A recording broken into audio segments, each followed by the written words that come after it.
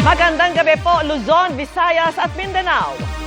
Trahedya ang idinulot ng bagyong Maymay nang puruhan nito ang probinsya ng Benguet bago ito humina bilang tropical depression. Dalawa ang patay ng gumuho ang lupa sa isang bulaluhan sa bayan ng La Trinidad. May iba pang pagguho at pagbaha mula po sa La Trinidad. Nakatutok live si Marisol Abduraman. Marisol. Vicky Emil, nasa likod ko ang lugar kung saan nangyari ang pagguho kaninang umaga kung saan 2 tao nga ang namatay at isa ang nakaligtas.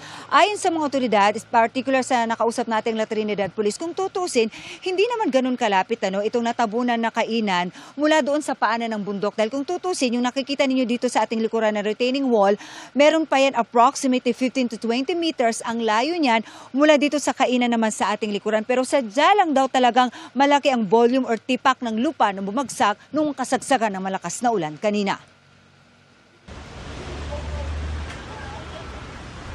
Matapos ang halos magdamagang pagpapaulan ng bagyong Maymay at Habagat, bangungot ang gumising sa mga taga-barangay Silan sa La Trinidad, Benguet kaninang umaga. Ang isang bulaluhan kasi parang latag niyupi ng mga bato at putik na gumuho mula sa gilid ng bundok. Tulong-tulong ang mga rescuers sa pag-alis sa mga debris, lalo't may mga nataburang staff ng kainan habang naghahanda kanina. May isang himalang nasagip at nadala sa ospital, pero ang dalawa nilang kasama patay na ng matagpuan. At hindi lang yan ang pagguho sa kebisera ng Benguet. Sa barangay Pugis, gumuho rin ang lupa sa Longlong Road. Wala mang nasaktan, isinara naman sa publiko at mga motorista. Tuloy-tuloy ang isinasagawang clearing operations doon. May pagguho rin ng lupa sa barangay Lubas. Habang sa Gayase Bining Road, tumaas rin ang level ng isang creek dahil sa tuloy-tuloy na ulan. Halos umapaw sa tulay ang rumaragasang tubig na patuloy na binabantayan ng mga otoridad. Ganyan din ang sitwasyon sa Bolo Creek, kaya pahirapan ang pagdaan sa gilid nito ng mga motorista. Binabantayan din ang sitwasyon sa Balili River at mga katabing creek. Ilang puno rin ang binuwal ng malakas na hangin, kaya dahil sa bagyong Maymay, nakataas na ang heightened alerts sa bayan ng La Trinidad. Sa Cannon Road naman sa Tuba, Benguet, nakuhanan ang pagdaos-dos ng mga tipak ng bato mula sa gilid ng bundok.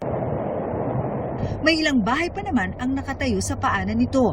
Malakas din ang ragasan ng katabi nitong creek. Sa Itogon, Benguet naman, binabantayan ang Ambalangan River kung saan nakapagtala ng pagtaas ng level at malakas na agos.